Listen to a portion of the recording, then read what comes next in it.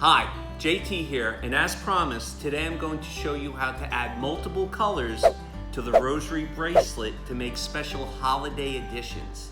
So stay tuned.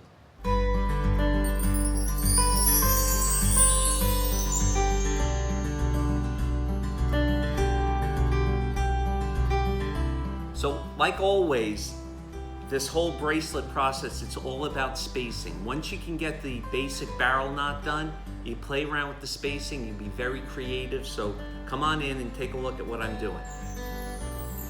So today I'm going to show you how to make this bracelet here. This is for Advent. That season's coming up on December 3rd. Here's one where I switched up the colors to reflect a theme for Valentine's Day, St. Patrick's Day.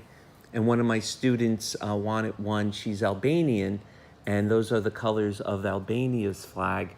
And you'll notice there's no cross on that one because since she's from Albania, she's Muslim, and I don't put a cross on the bracelets for my Muslim students or my Jewish students. These three over here are ones I have worn. This is the one I wore last year for Advent. It's a little worn. This is my one for the season of Lent. And during the election season, I wore my patriotic red, white, and blue for the good old USA. So this bracelet is how I begin with the green, to represent a wreath. It's not in a wreath form yet, but if you count the beads plus the spaces where I'm going to place the purple and the rose color, I'm going to count 1, 2, 3, 4, 5, 6, 7, 8, 9, 10. And it's all about spacing, and I'm going to show you how to get that spacing today. So it's all about spacing here, and I'm actually working backwards. Here's the break knot. This is the last Hail Mary for the decade of the Rosary. I'm going to add the last purple knot representing the last Sunday in Advent. And in order to do that, I have to control the spacing. I'm looping around 4, 5, 6, 7 times. I'm going to feed the end of the string through the side I ended up with. When I pull it through, I don't want anything to get caught in that knot. And now I have to add extra space to accommodate that purple knot that I'm going to add separately. So I'm going to pull. That's about a 1/2 inch. I think that looks pretty good.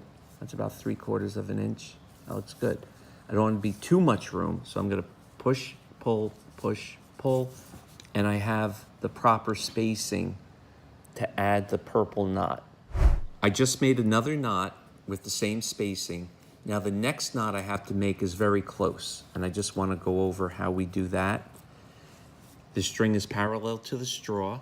I'm going to wrap around, cross over, once, twice, 3, 4, 5, 6, 7. It looks like the new knot is eating the old knot.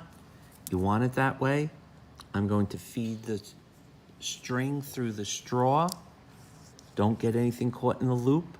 Slide the straw. Actually, it's a stirrer. Remember, the stirrer makes a better knot than the straw. And don't forget about the original video where I did use a straw and the update video where I switched to a stirrer.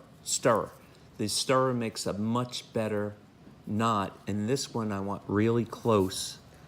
This is going to be real close. And now I have 1, 2, 3, 4, 5, 6 of the 10 knots I need to say a decade of the Rosary. I completed the straight run of knots, plus I completed the cross. And remember, check out the original video, especially the update video, to how to make the cross. Now I'm going to form this into the circular bracelet form and show you how we do that. First, I want to count to make sure I have enough beads to say a decade of the Rosary. 1, 2, 3, 4, 5, 6, 7, 8, 9, 10. Now I'm going to form the straight run into the bracelet form, the circular bracelet form. Form the loop, place the stir on top, and the new string that will be the slip knot on the bottom. And now I want to go around the 2 strings and the stir. 1, 2, and I'm crossing over. Going backwards, there's a little X on one side. 3, 4, 5, 6, 7. The side I ended up with, I spin around, take the end of the string, put it through the stir, the side I ended up with, pull it through, don't let anything get caught in that knot, and then I'm going to pull, gently pull the two ends, keeping that barrel knot in order. And then I'm going to take my needle nose pliers and I'm going to grab each end and pull snugly, because if it's not snugly, it's ugly. So I added the slip knot, I trimmed the extra, and I sealed up the knot, and now it's time for me to show you how to add a different color to this bracelet. I'm going to add the first purple knot for the first Sunday in Advent, which starts this year, 2023. It starts on December 3rd. And I'm going over the straw and over the green string of the bracelet between the first and the third green knot. That's 4, 5, 6, 7. I'm going to do 8. Just to make those like special, like the special candles on an Advent wreath. Side I ended up with, I'm gonna pull the string through, make sure nothing gets caught in the loop. Grab the two ends, grab that needle nose plier, grab one end, the other end, pull ugly. Now I'm just going to remind you how to trim and seal the additional colors. It's the same as the slip knot. Actually, it is a slip knot. I trim about 1/8 of an inch, maybe a little more. And then the tops, they look like little, actually this one looks like, this side it looks like a pineapple. So I'm gonna burn that little pineapple top. And I just don't want to burn the green string. And then I'm going to push the knot, push the burnt ends, the frayed knots, into the big purple slip knot. You don't want to burn the bracelet knot. It won't ruin it, but you know, it'll burn one of the 3 strands, which makes it a stronger bracelet. So there is the additional color, and what's cool about it, you can even slide it a little bit. You know, if you get a little fidgety, you can slide it back and forth, but that's how you add colors. It's just like adding a slip knot. Once you get the hang of spacing, you can be as creative as you want to be. It could be as simple as just changing the slip knot in this one for my one I wear during Lent, or you can do multiple change-ups to represent our Advent one, Valentine's Day, St. Patrick's Day. There's another way of changing up the colors.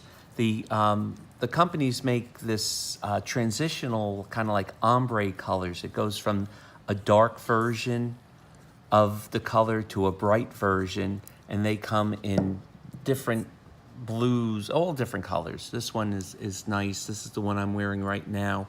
It's kind of like a brown. The only thing is, if you want the cross to match up, you may have to cut it a special piece from a special section so it matches the head and the body of the cross. But, you know, as usual, you know, the main job of this craft project is to get people to say the rosary. Say a rosary every day. And especially nowadays, we want to pray for peace. And I hope everyone is safe, and praying for all of you. Please pray for me. Please like and subscribe, and don't forget to check out our past videos for anything you may have missed or I may have missed. Keep an eye out for new content, and most importantly, pray a rosary every day. Goodbye.